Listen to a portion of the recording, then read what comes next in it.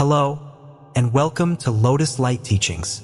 Here, we explore timeless wisdom and practical insights to help you live a life filled with clarity, purpose, and peace. Today, we'll delve into a topic that touches us all: mastering the mind. Have you ever wondered if your mind is helping you reach your full potential or holding you back with doubt and chaos? Let's journey together to discover how Buddhist teachings can help us train our minds, embrace change, and unlock inner peace. Let's begin. Picture this. You're standing in the middle of a vast, serene garden. The air is fresh, and sunlight filters through the leaves. But as you look closer, you notice weeds creeping into the paths, overgrowing the flowers. Now imagine this garden represents your mind, your thoughts, emotions, and habits. Does your garden feel overgrown and chaotic, or is it a place of beauty and peace? In life, our minds often feel like this garden, sometimes flourishing, other times tangled with doubts, fears, and distractions. But here's the good news. No matter how messy it feels, you have the power to transform it. Just as a gardener tends to their plants with care and patience, we can cultivate our minds, nurturing clarity, discipline, and joy. Today, we'll explore 8 timeless lessons inspired by Buddhist philosophy. These teachings aren't abstract ideas. They're practical tools you can apply every day to reclaim your inner calm, strengthen your focus, and align your actions with your deeper purpose. From learning to quiet the chaos within to embracing the unpredictability of life, each step brings you closer to mastering your mind and living with intention. So, let's take this journey together. With every lesson, think of yourself as a gardener, mindfully removing weeds of negativity and planting seeds of positivity. By the end of this video, you'll not only understand how to tend to your mental garden, but also how to make it a place of lasting peace and fulfillment. Part 1. The beginning of the journey. Is your mind a friend or foe? Have you ever sat quietly and listened to the voice in your head? That constant chatter, jumping from worry to memory, excitement to fear? Sometimes it feels like a friend, cheering you on, reminding you of your potential. But other times, it feels like a foe, pulling you into doubt, frustration, and anxiety. This internal dialogue shapes much of how we experience the world, and yet, how often do we truly pause to understand it? Buddhism teaches us that the mind is a powerful force. It can create our reality or trap us in a cycle of suffering. But what if the very mind that seems to betray us is also the key to our liberation?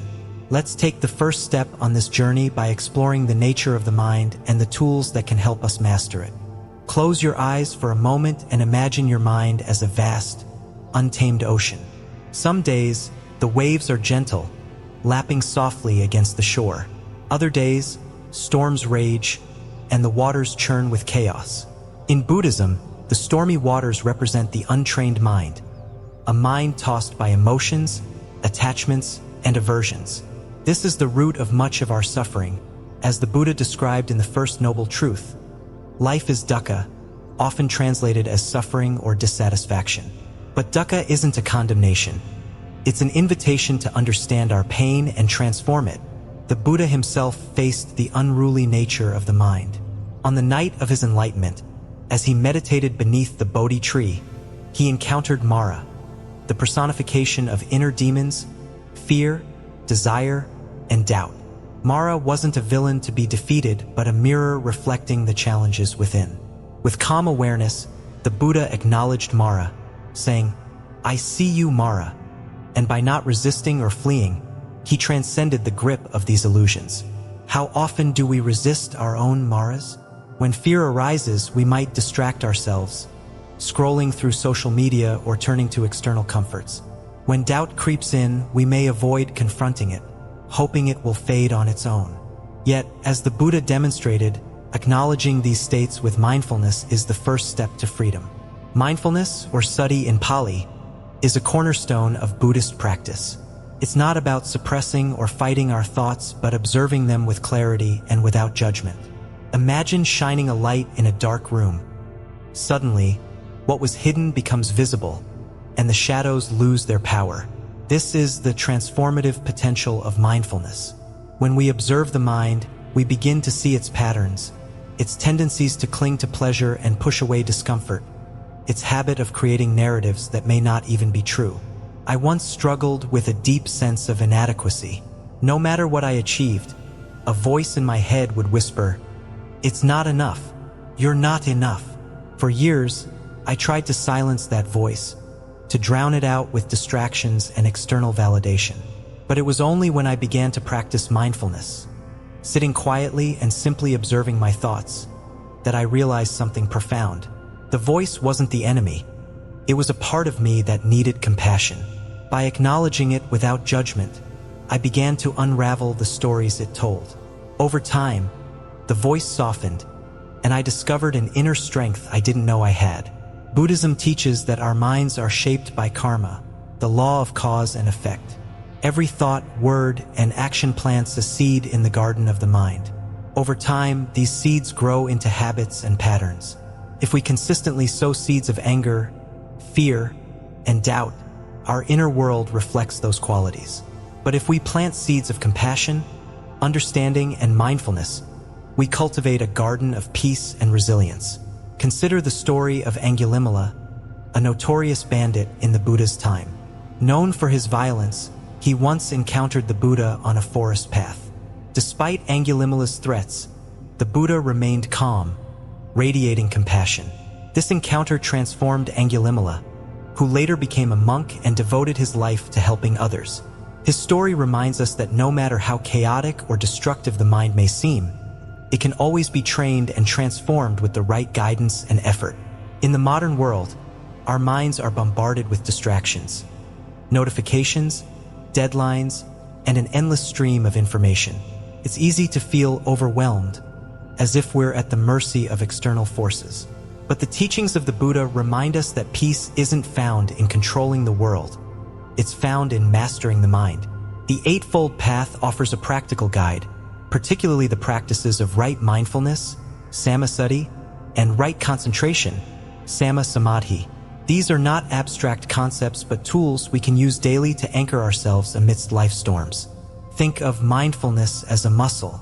At first, it feels weak, and maintaining focus may seem impossible. But with consistent practice, it grows stronger. Start small. Dedicate just 5 minutes a day to observing your breath. Notice the sensation of air entering and leaving your nostrils. When your mind wanders, gently guide it back without judgment. Over time, this simple practice builds a foundation of calm and clarity. Another powerful tool is self-compassion. Often, when we struggle with the mind, we become our harshest critics, berating ourselves for not being stronger or more disciplined. But Buddhism emphasizes the importance of metta, or loving kindness. Treat your mind as you would a dear friend. Acknowledge its struggles, celebrate its strengths, and offer it patience as it learns and grows.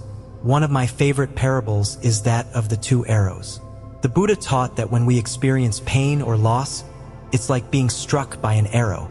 But when we react with anger, self-pity, or resistance, it's as if we shoot a second arrow into ourselves. The first arrow is inevitable. The second is optional.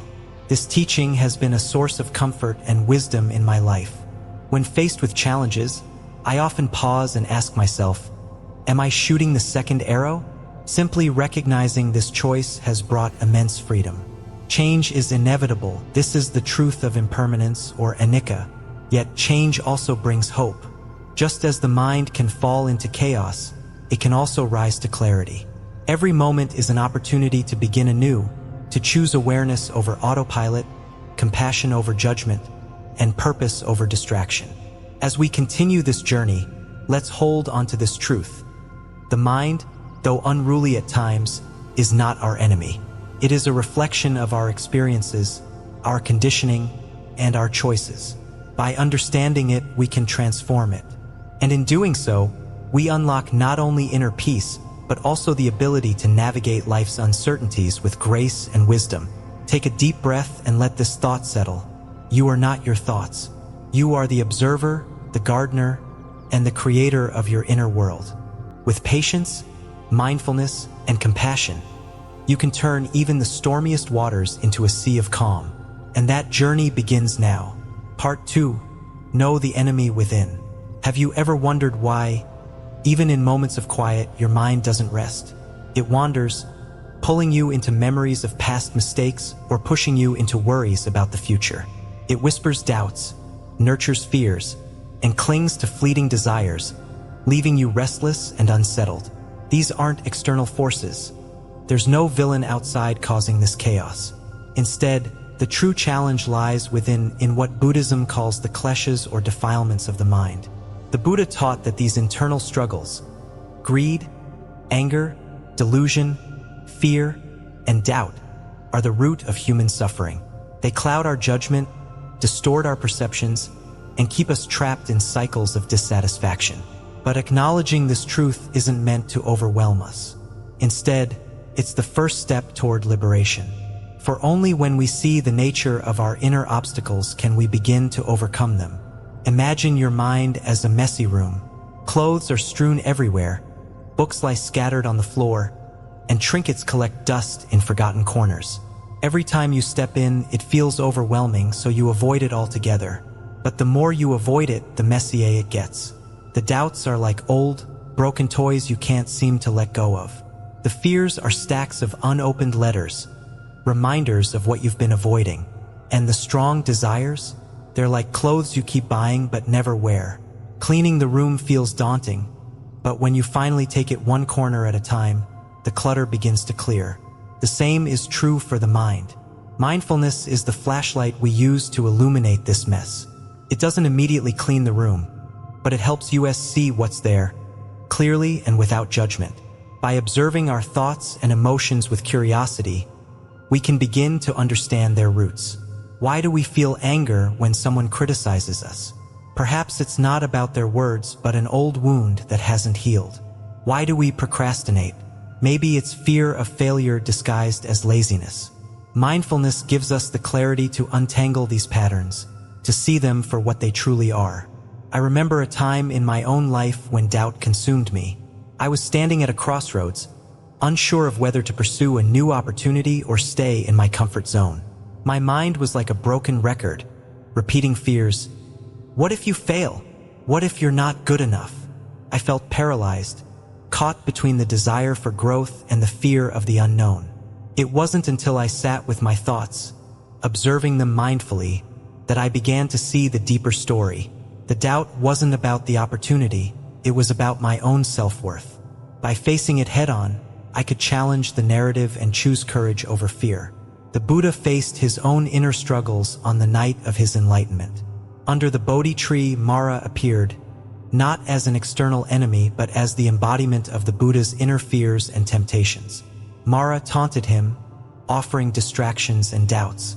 But instead of fighting Mara, the Buddha acknowledged him with calm awareness. I see you, Mara. This simple act of recognition disarmed Mara's power. It's a reminder that our struggles gain strength only when we resist or ignore them. When we see them clearly, they lose their grip. This recognition ties deeply to the Buddhist teaching of anatta or non-self. The defilements of the mind, fear, doubt, anger, are not who we truly are. They are temporary states, like clouds passing through the sky. The sky itself remains vast and untouched, no matter how stormy the clouds. Similarly, our true nature is not defined by these inner obstacles. When we cultivate this understanding, we can face our struggles with greater ease and compassion. Compassion, both for ourselves and for others, is essential on this journey. Often, we're quick to judge ourselves for having negative thoughts or emotions. I shouldn't feel this way, we think, adding another layer of suffering to the original pain. But the Buddha's teachings emphasize metta, or loving kindness. Treat yourself as you would a dear friend, with patience, understanding, and care. When fear arises, instead of berating yourself, say, "It's okay to feel this. I see you, fear, but you don't control me." Consider the story of Kisagami, a woman in the Buddha's time who was devastated by the loss of her child. In her grief, she sought the Buddha, asking for a way to bring her son back to life. The Buddha gently instructed her to collect a mustard seed from any household that had never experienced loss. Kisagami knocked on every door in the village but found no such home.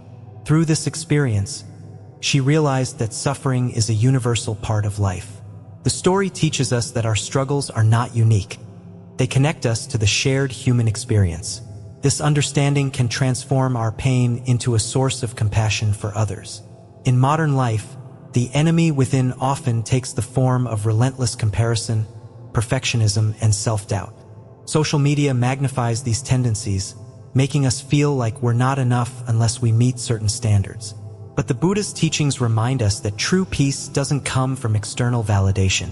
It comes from turning inward, recognizing our intrinsic worth, and letting go of the need to prove ourselves. This process isn't easy. It requires patience and consistent effort. The Eightfold Path offers a framework, particularly the practices of right effort and right mindfulness. Right effort means choosing to nurture positive qualities while gently letting go of negative ones. It's like tending a fire, feeding it with care but not letting it burn out of control. Right mindfulness helps us stay present, observing our thoughts without becoming entangled in them. Let's bring this into a real-world example. Imagine you've had a conflict with a friend. Your mind replays the argument on loop, each time adding new layers of resentment or guilt. You start thinking, why didn't I say this? How could they do that to me? Without mindfulness, this loop could continue for days, even weeks, fueling your anger and prolonging your pain. But with mindfulness, you can pause and observe, I'm feeling hurt because I value this friendship. My anger is a response to that pain. By acknowledging the root emotion, you can approach the situation with clarity and kindness instead of being driven by reactivity. This is the power of understanding the enemy within. It transforms struggle into growth, pain into wisdom. The mind, when untrained, can feel like a battlefield. But with mindfulness and compassion, it becomes a space of healing and insight. It's not about silencing the mind but befriending it, understanding its fears and doubts, and guiding it toward peace.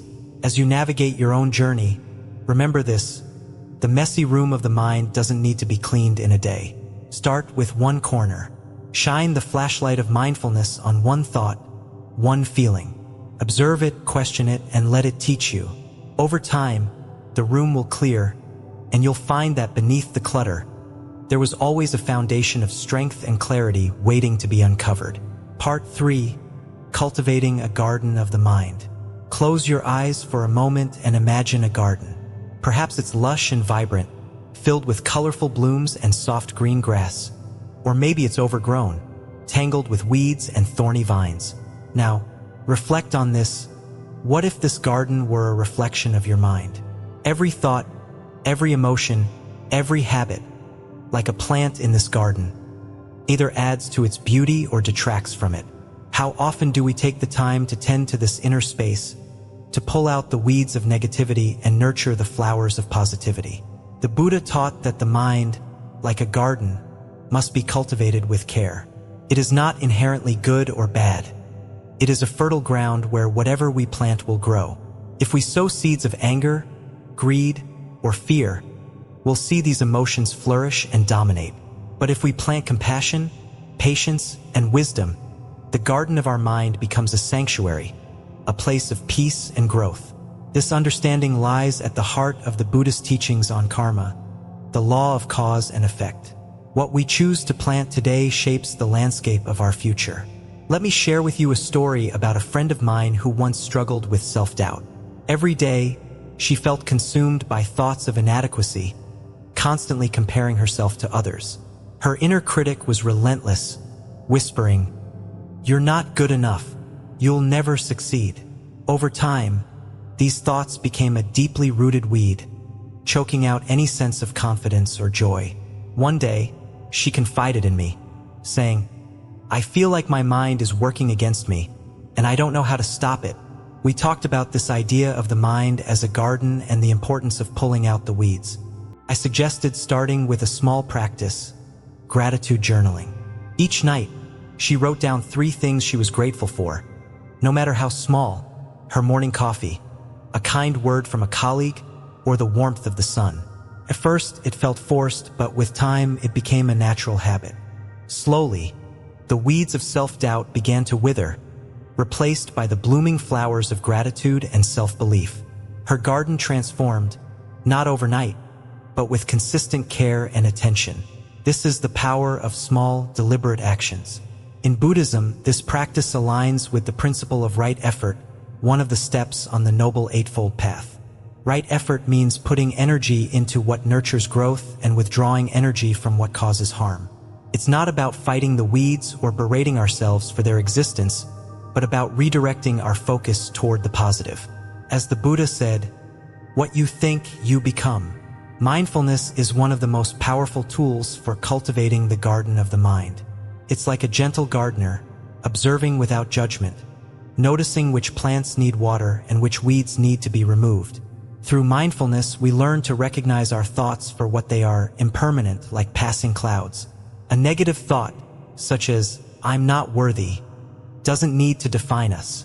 It's simply a weed we can choose not to nurture. There's a famous Buddhist parable about two monks traveling together. They come to a river where a woman is struggling to cross. One monk carries her to the other side, and they continue their journey. Hours later, the other monk exclaims, "Why did you carry her? We are not supposed to touch women." The first monk replies, "I put her down at the river. Why are you still carrying her?" This story reminds us that clinging to negative thoughts or past experiences is like carrying unnecessary baggage. It takes energy away from nurturing the positive. In our modern lives, the weeds of the mind often take the form of comparison, worry, and regret. Social media amplifies these tendencies, showing us curated versions of others' lives and making us feel like we're falling short. But the antidote lies in turning inward, not outward. By cultivating gratitude, practicing self-compassion, and focusing on our own growth, we can shift the narrative. Let's return to the garden metaphor. Imagine standing in your garden at sunrise, a watering can in hand. Which plants will you choose to nurture today? Perhaps you'll water the flower of patience, taking a deep breath when frustration arises. Or maybe you'll tend to the tree of kindness, offering a smile to a stranger or a kind word to a friend. Every small action adds to the beauty of your garden. I found meditation to be a profound way to nurture my inner garden. Sitting in stillness, I observe my thoughts as if watching clouds drift across the sky. Sometimes, a storm of negativity brews, doubts, fears, frustrations, but I remind myself that these are just passing weather patterns. Beneath the clouds, the sky of the mind remains vast and clear. With each breath, I anchor myself in the present moment, watering the seeds of peace and clarity. The Buddha often spoke about the importance of intention. He taught that every action, no matter how small, should be rooted in wholesome intentions. This applies not only to our interactions with others, but also to how we treat ourselves. If we approach our minds with kindness, acknowledging the weeds without judgment and nurturing the flowers with care, we create a space for growth and healing.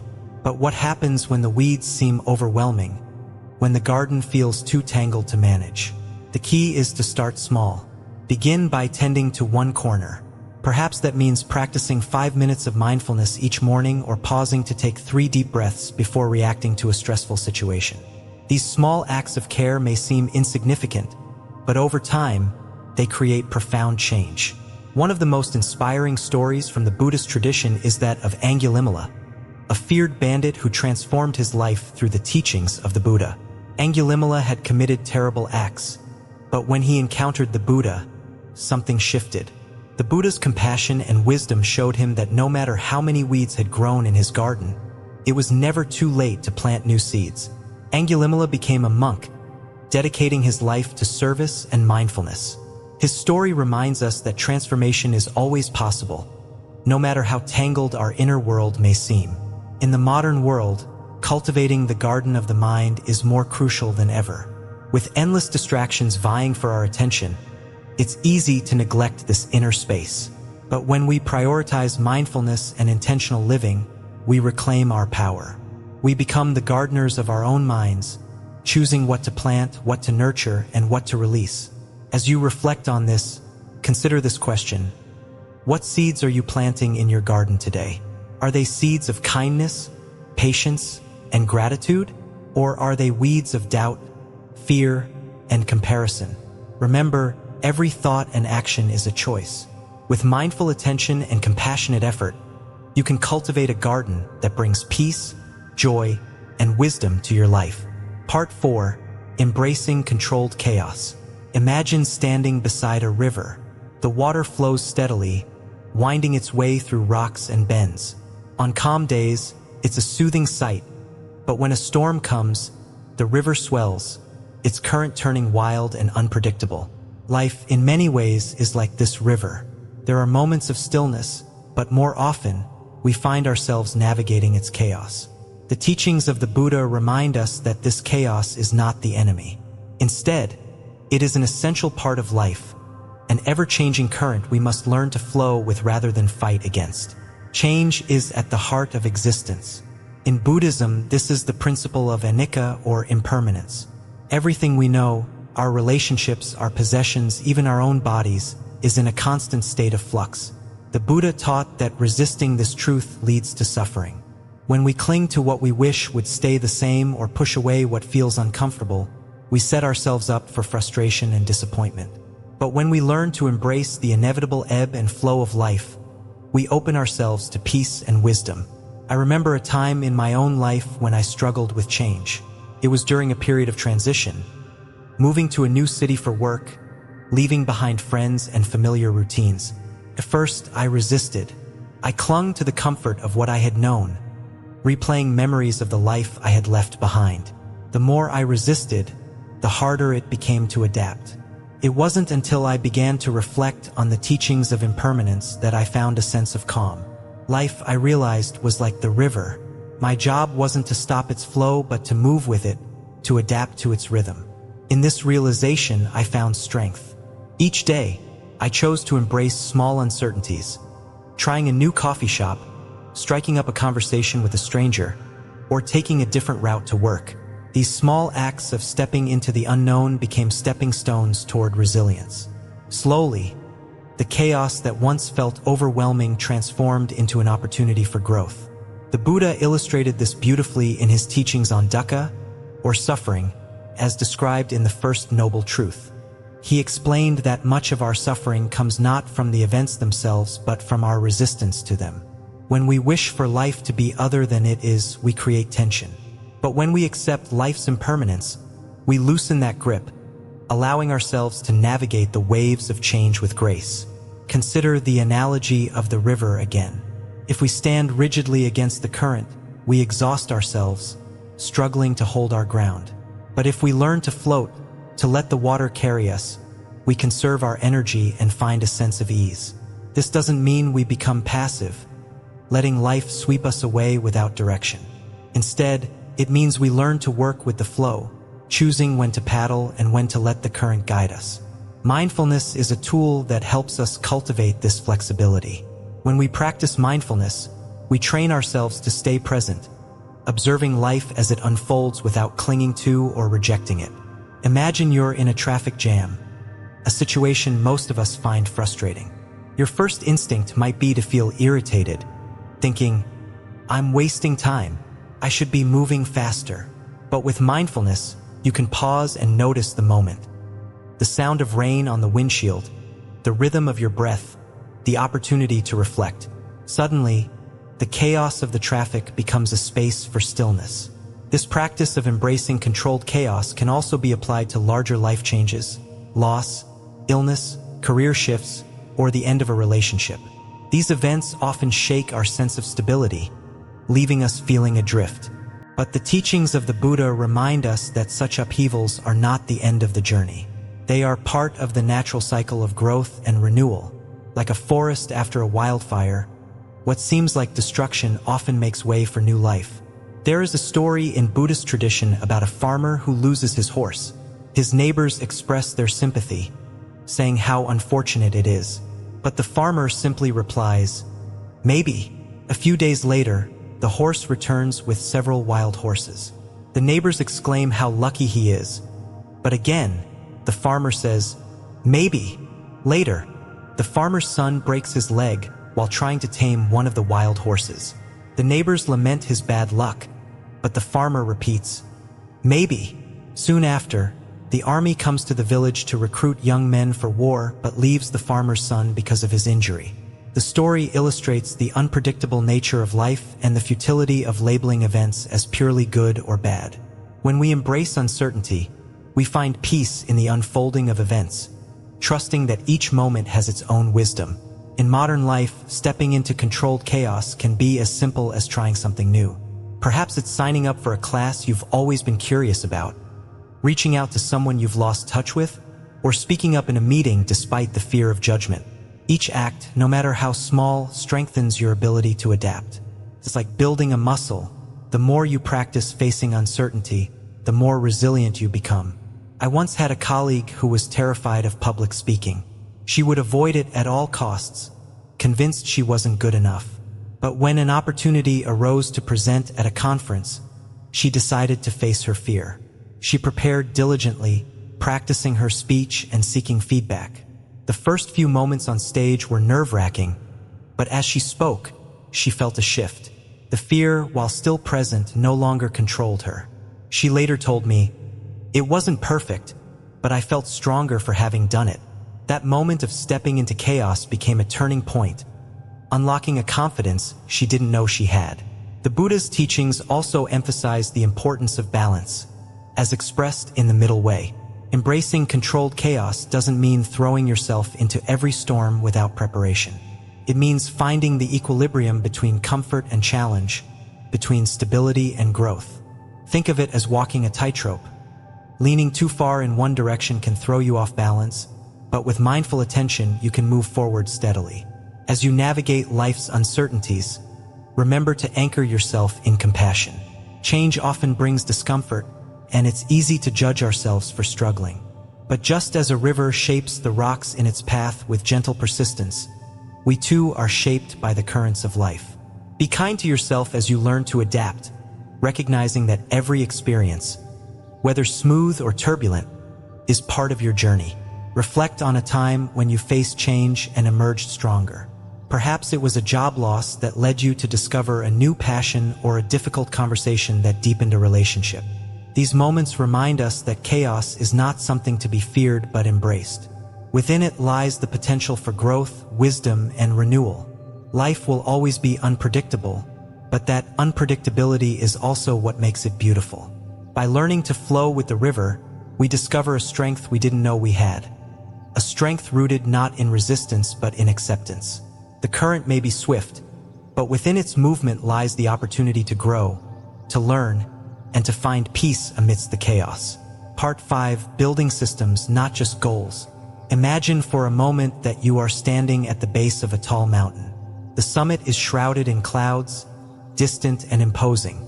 You've decided that reaching the top is your goal, but as you stand there, staring at the immense distance ahead, you feel overwhelmed. How will you ever get there? The mountain represents the aspirations we set for ourselves in life, and the journey to the summit mirrors the path of self-improvement. But what if, instead of fixating on the summit, you focused on placing one steady foot in front of the other, step by step? This simple shift, from obsessing over the end goal to focusing on the daily process, is transformative. In Buddhism, this idea resonates deeply. The teachings emphasize the importance of the present moment, urging us to live mindfully and engage fully with the here and now. When we anchor ourselves in the present, the path becomes clearer, and the burdens of distant outcomes begin to fade. Systems, rather than goals, allow us to embrace this wisdom, turning our aspirations into sustainable, daily actions that lead to lasting change. Goals, while inspiring, can sometimes become traps. They are often rigid, tied to specific outcomes that may or may not unfold as we expect. Consider the example of someone who sets a goal to lose weight. They focus entirely on the number on the scale, measuring their success or failure by that one metric. Each day becomes a judgment. Either progress has been made or it hasn't. Frustration and self-criticism creep in if the goal feels out of reach, and motivation dwindles. But what if this person instead focused on building a system of small, daily habits, eating nourishing meals, walking for 30 minutes, drinking more water? These actions, when done consistently, naturally lead to the desired result, without the emotional roller coaster of chasing a single number. The Buddha's teachings align beautifully with this approach. In the Noble Eightfold Path, right effort plays a central role. It teaches us to cultivate wholesome qualities and let go of unwholesome ones, not as a one-time act but as a continuous, intentional practice.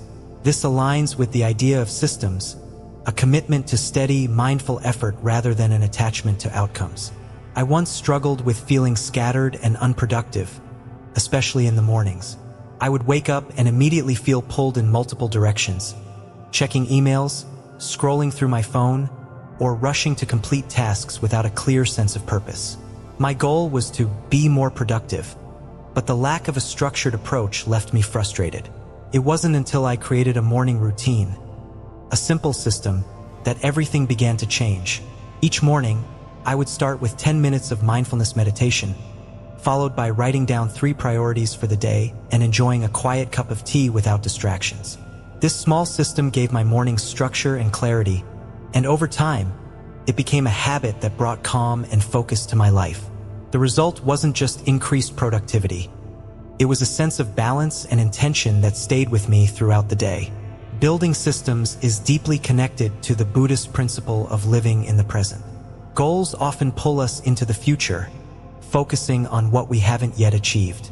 Systems, on the other hand, ground us in the now. They invite us to ask, what can I do today to move in the direction of my aspirations?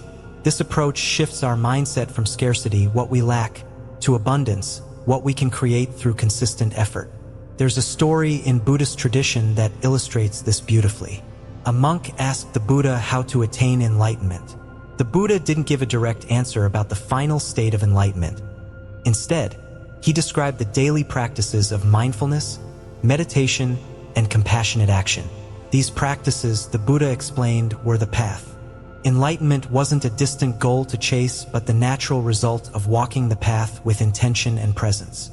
This teaching reminds us that the process itself is the reward. In modern life, the distractions and pressures we face can make it challenging to focus on systems. We are bombarded with messages about success, often defined in terms of external achievements, promotions, accolades, financial milestones. It's easy to fall into the trap of measuring our worth by these standards. But systems allow us to reclaim our power, focusing instead on what we can control, our daily actions and mindset. Let's return to the mountain analogy. Imagine that instead of fixating on the summit, you commit to walking for a set amount of time each day, enjoying the scenery along the way. Some days the path is smooth and you make great strides. Other days it's rocky and steep and progress feels slow. But because you're focused on the journey, not the destination, you keep going. You notice the wildflowers growing beside the trail, the sound of birdsong, the cool breeze on your face. When you finally reach the summit, it's not just the view that fulfills you, but the entire journey that brought you there. In my own life, I've seen the power of systems not only in personal habits, but also in relationships. A few years ago, I realized that I wasn't prioritizing my connections with loved ones. My goal was to be a better friend, but it felt abstract and vague. Instead of focusing on the outcome, I decided to create a system. Each week, I would reach out to one friend, whether through a phone call, a text, or arranging a meeting. This small, consistent effort strengthened my relationships in ways I hadn't anticipated. It wasn't about grand gestures. It was about showing up regularly and with intention. The beauty of systems is their flexibility. Unlike rigid goals, which can feel overwhelming or unattainable, systems adapt to our circumstances. If you're too busy for a full workout, 10 minutes of stretching can still honor your commitment to movement. If you're unable to meditate for 30 minutes, 5 mindful breaths can anchor you in the present. These small acts, repeated over time, compound into meaningful change. The Buddha often used the metaphor of planting seeds to describe this process. Each wholesome action we take is like planting a seed in the garden of our lives. We may not see immediate results, but with patience and care, these seeds grow into strong, healthy plants. The practice of building systems is much the same. Each small action nurtures the life we want to create. As you consider your own aspirations, reflect on how you might shift your focus from goals to systems. What daily habits could support your growth? Perhaps it's setting aside time each evening to reflect on what you're grateful for, taking a few moments each morning to set an intention for the day, or creating a routine that prioritizes rest and self-care. Remember, the journey is just as important as the destination. When we align our actions with our values and embrace the process, we find fulfillment not just in achieving our goals, but in the act of living with purpose. By building systems, we create a life that is both intentional and sustainable.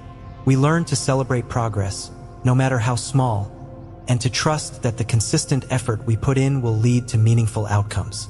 This approach not only brings us closer to our aspirations, but also helps us cultivate mindfulness, resilience, and joy along the way. Part 6: The Power of Self-Command.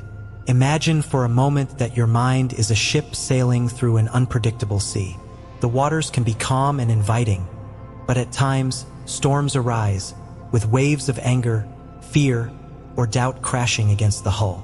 Who is at the helm of this ship? Is it the storm, driving the vessel wherever it pleases?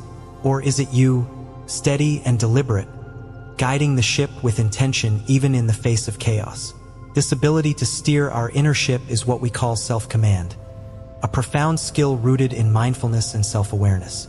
Self-command is the art of being in charge of your thoughts, feelings, and actions rather than being swept away by them. It doesn't mean suppressing emotions or striving for perfection. Instead, it is about cultivating the ability to pause, observe, and choose a thoughtful response rather than reacting impulsively. In Buddhism, this practice aligns with the Noble Eightfold Path, particularly right effort, which encourages us to cultivate wholesome states of mind while letting go of unwholesome ones. I recall a moment in my own life when the absence of self-command taught me its value. I was in a meeting where a colleague criticized my work in front of others. My initial reaction was a surge of anger and defensiveness. My mind raced with justifications and counterarguments, and I was on the verge of lashing out. But in that split second, I paused. I took a deep breath and asked myself, what will this accomplish? Instead of reacting, I chose to listen. Later, when I reflected on the criticism, I realized there was truth in it, and it became an opportunity for growth. That single moment of restraint transformed what could have been a conflict into a chance for understanding and self-improvement. The Buddha often spoke of the importance of mastering the mind. He compared it to a wild elephant, powerful but dangerous if left unchecked. When trained, however, the elephant becomes a force for good, capable of incredible feats. Similarly, our minds, when disciplined through mindfulness and self-command, can become our greatest allies. Mindfulness is the cornerstone of self-command. It's like a mirror that reflects our inner world clearly, without distortion. When we practice mindfulness, we create a space between stimulus and response, a moment of clarity where we can observe our emotions without being controlled by them. Imagine someone cuts you off in traffic.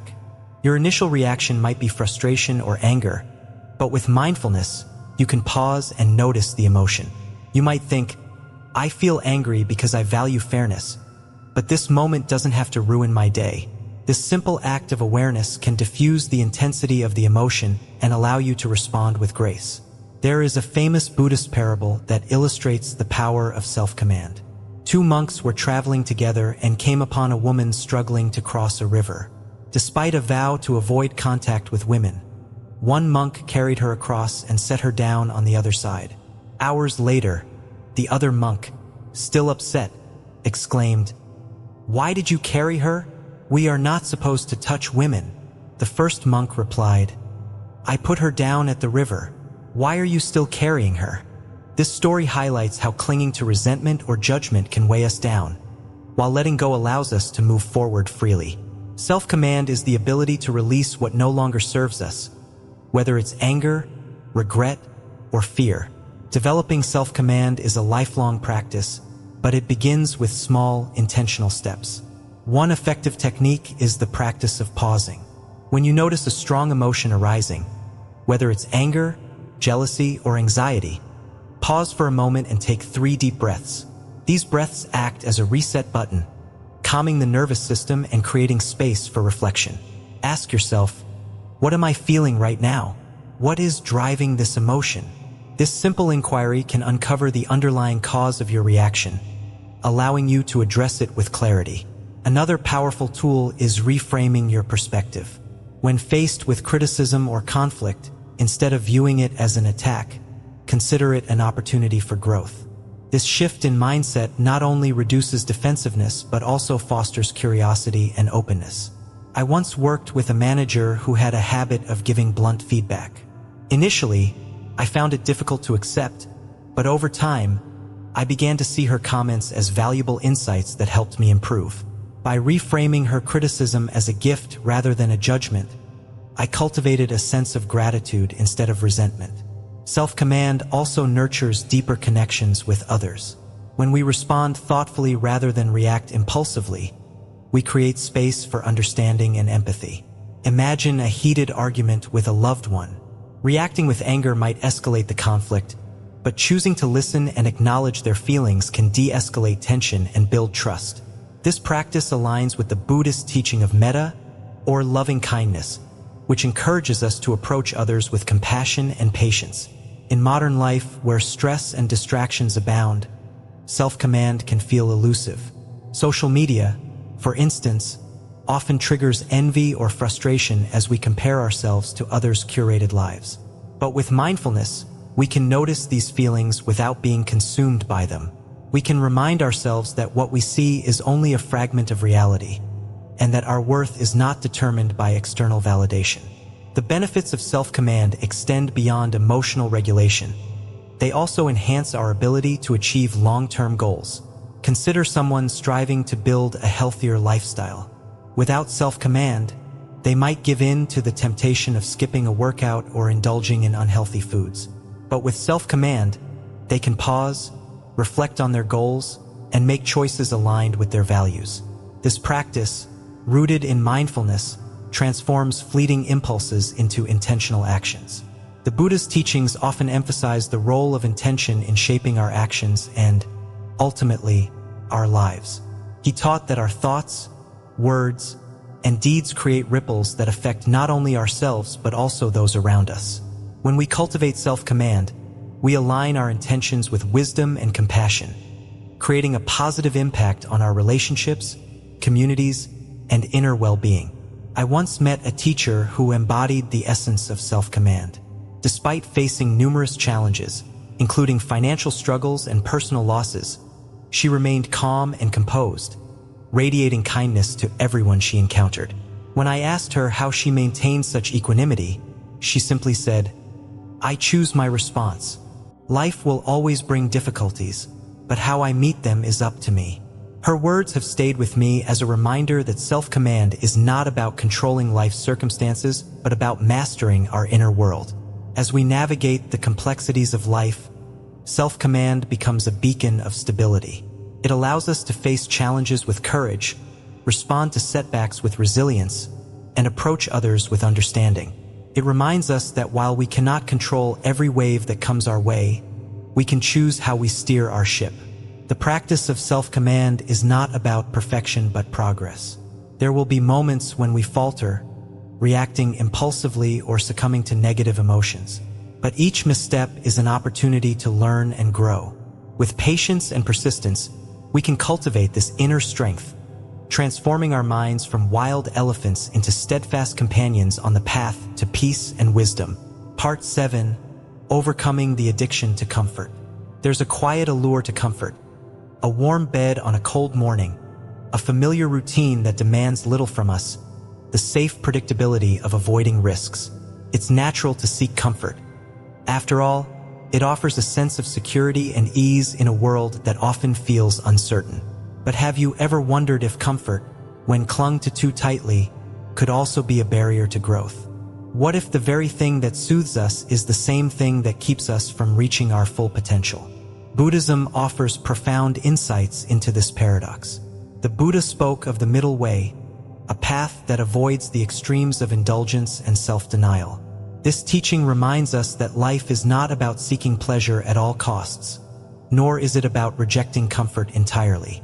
Instead, it's about finding balance, the sweet spot where we challenge ourselves just enough to grow without causing unnecessary suffering. It's a delicate dance, one that requires mindfulness, courage, and self-awareness. I once knew a young man who embodied the struggle of breaking free from the addiction to comfort. He was brilliant, with dreams of becoming a writer, but he often found himself trapped in the routines of his daily life. After work, he would retreat to the comfort of his couch, spending hours scrolling through social media or watching TV. His dreams felt distant, not because he lacked talent, but because he feared the discomfort of starting. What if he failed? What if his writing wasn't good enough? These thoughts kept him anchored to his comfort zone. One day, he decided to take a small step, a commitment to write for just 15 minutes every evening. At first, it was uncomfortable. He struggled to find the right words, and self-doubt loomed large.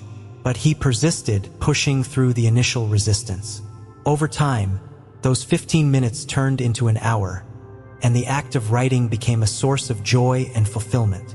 He shared his work, received feedback, and even faced rejection. But with each step, he grew stronger. The discomfort that once held him back became the very thing that propelled him forward. This story illustrates a powerful truth.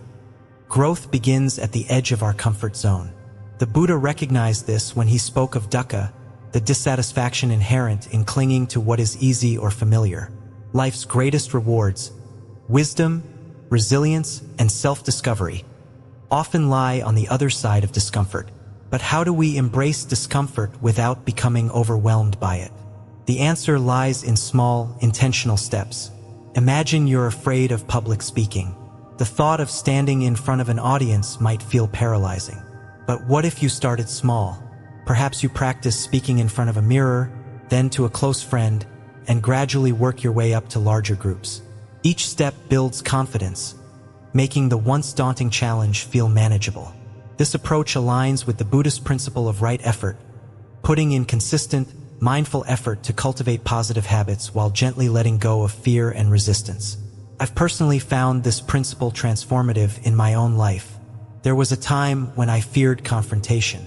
I would avoid difficult conversations, choosing instead to keep the peace, even if it meant compromising my own well-being. But over time, I realized that avoidance was a form of clinging to comfort. It kept me from being authentic and honest in my relationships.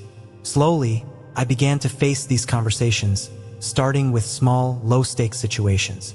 I practiced expressing my thoughts with kindness and clarity, and though it was uncomfortable at first, I discovered a newfound strength. The very discomfort I had avoided became a pathway to deeper connection and understanding. Buddhism teaches that discomfort is not inherently bad. In fact, it is often a sign that we are stepping into new territory, challenging ourselves to grow. Consider the story of Prince Siddhartha, who later became the Buddha. Born into a life of luxury, he was shielded from all forms of suffering. But this comfort, far from fulfilling him, left him restless and disconnected. It was only when he left the palace, facing the realities of aging, sickness, and death, that he began his journey of awakening. The Buddha's life reminds us that true freedom and enlightenment cannot be found within the confines of comfort. They require courage, a willingness to step into the unknown.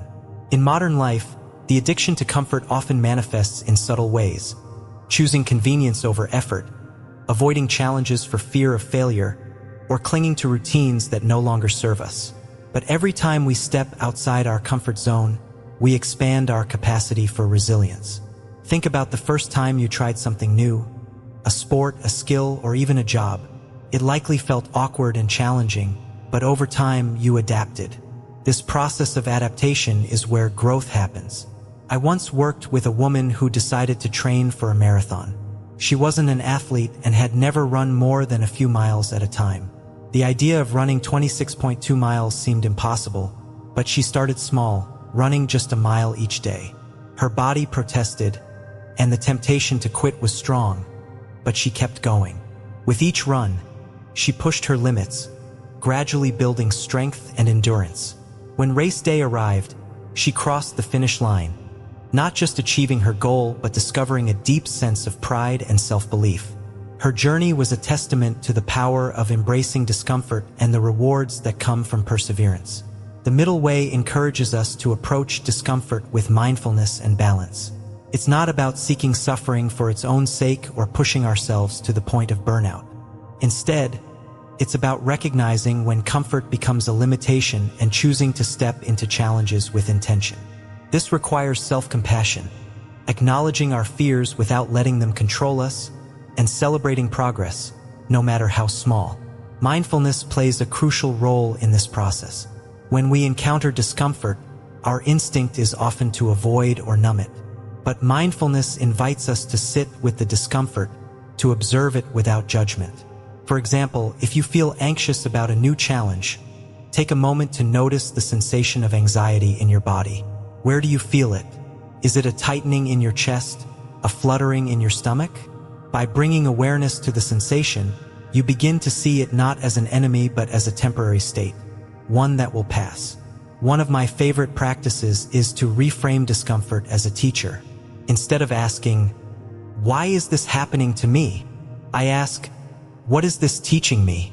This shift in perspective transforms discomfort from something to be feared into something to be embraced. Perhaps a difficult situation is teaching you patience, or a failure is teaching you humility. Each moment of discomfort holds a lesson, if we are willing to listen. Overcoming the addiction to comfort also deepens our relationships. When we step into uncomfortable conversations or extend ourselves to help others, we create opportunities for connection and growth. I've seen this in my own life, whether it's apologizing for a mistake or offering support to someone in need. These moments, though uncomfortable, have strengthened my bonds with others and brought a sense of fulfillment that comfort alone could never provide. As you reflect on your own relationship with comfort, consider this: what is one small step you can take today to expand your comfort zone? Perhaps it's trying a new activity, having an honest conversation, or waking up a little earlier to meditate. Whatever it is, remember that growth is not about leaping into the unknown all at once. It's about taking one step at a time, trusting that each step will lead you closer to the person you aspire to be. The journey of overcoming the addiction to comfort is not always easy, but it is deeply rewarding. It teaches us that true strength comes not from avoiding challenges, but from facing them with courage and grace. And as we embrace discomfort, we discover that the very thing we feared holds the key to our greatest growth. Part 8. Aligning discipline with purpose. There's a profound difference between forcing yourself to do something out of obligation and doing it with a sense of purpose. Discipline, when driven by a deeper meaning, transforms from a burden into a source of joy and fulfillment. Yet, in our fast-paced, goal-driven world, many of us fall into the trap of practicing discipline for the sake of productivity alone. We wake up early, stick to routines, meet deadlines, but for what? The Buddhist teachings remind us that discipline without purpose is like a journey without a destination. It may keep us busy, but it won't necessarily bring us peace. Consider a simple question. Why do you do what you do?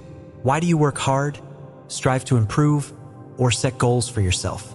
If the answer is solely to achieve external success, money, recognition, or status, you may find that the journey feels exhausting. But when your actions align with your core values, discipline takes on a new light. It becomes an expression of who you are and who you wish to become, rather than a chore. Buddhism teaches that intention is the foundation of meaningful action. The Buddha often emphasized that it's not just what we do, but why we do it that shapes our lives. The concept of samma sankappa, or right intention, is part of the Noble Eightfold Path and guides us to act with kindness, compassion, and wisdom. When our discipline is guided by these intentions, it no longer feels like self-denial or sacrifice. Instead, it becomes a joyful practice of living in alignment with our higher purpose. I once knew a teacher who embodied this principle. Every morning, she would wake up before dawn to meditate, write, and prepare lessons for her students. To outsiders, her routine might have seemed grueling, but she never complained about it. When asked how she maintained such discipline, she simply said, "I do it for them, for my students. If I can show up fully present and mindful, I can help them see their own potential." Her discipline wasn't rooted in self-improvement alone. It was an act of service. This alignment with purpose made her efforts sustainable and deeply fulfilling. Reflect for a moment on your own life. What are your core values? Perhaps you value kindness, mindfulness, or helping others. Now ask yourself, how do your daily actions reflect those values? If you value compassion, do your actions toward others embody that? If you value growth, are you making space in your life to learn and evolve? Aligning discipline with your values creates a sense of coherence, a feeling that your life is moving in a direction that matters to you. One of the most common challenges people face when it comes to discipline is burnout. This happens when discipline becomes detached from purpose. You might push yourself to excel at work, only to find that the achievements feel hollow. Or you might stick to a rigid fitness routine, but instead of feeling healthier and happier, you feel drained and resentful. This is why it's essential to ask, what is this effort for? Purpose acts as a compass, guiding us through challenges and reminding us why we started in the first place. In Buddhism, the story of the Bodhisattva offers a powerful example of discipline aligned with purpose. A bodhisattva is someone who has reached the threshold of enlightenment but chooses to delay their final liberation to help others on their path. This selfless commitment requires immense discipline, but it's driven by a profound sense of purpose, compassion for all beings. The bodhisattva's journey is not about personal achievement but about collective liberation. This story reminds us that when our actions are rooted in a higher purpose, they gain meaning beyond ourselves. In practical terms, aligning discipline with purpose can be as simple as reframing your daily tasks. Take meditation as an example.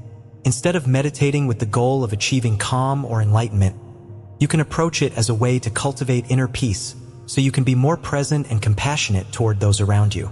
Similarly, if you're studying or working hard, consider how your efforts might contribute to your community, family, or society. This shift in perspective transforms mundane tasks into acts of service and love. I've personally experienced this shift in my own life.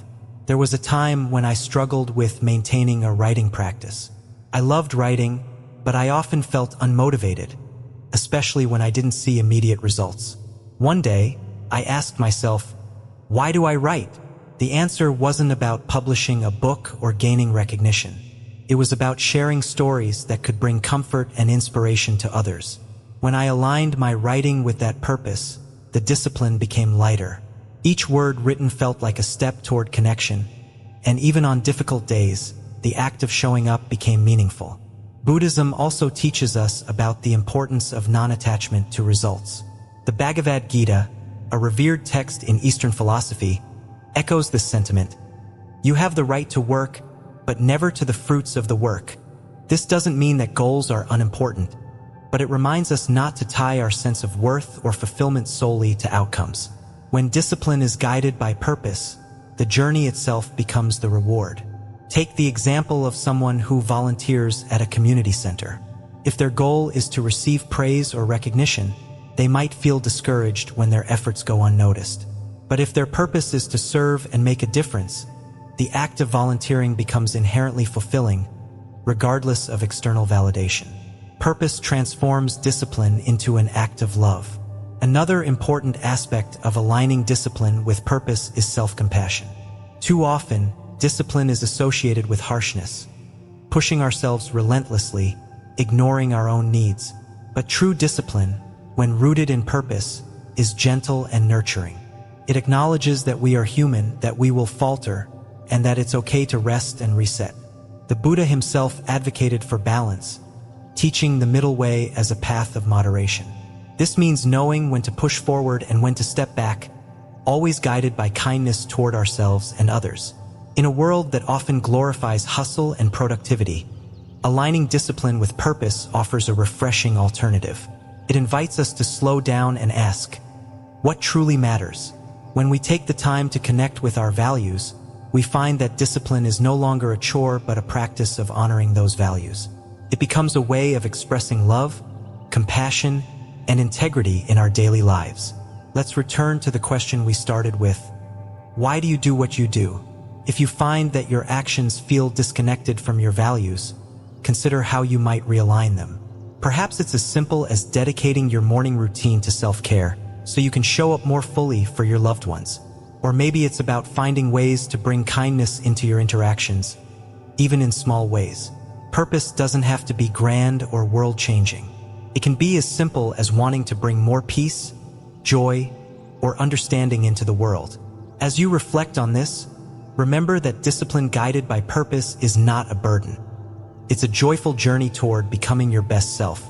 It's the realization that every small act, when done with intention, contributes to a life of meaning and fulfillment. And as you walk this path, you'll find that the effort itself becomes a source of peace, knowing that you are living in alignment with what truly matters.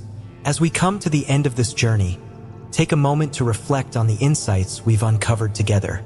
Your mind is both your greatest challenge and your most powerful tool. With mindfulness and practice, you can discipline it, guiding it toward clarity, peace, and purpose. Think of the lessons we've explored: understanding the enemy within, cultivating your mental garden, embracing life's unpredictability, and aligning your discipline with a higher purpose.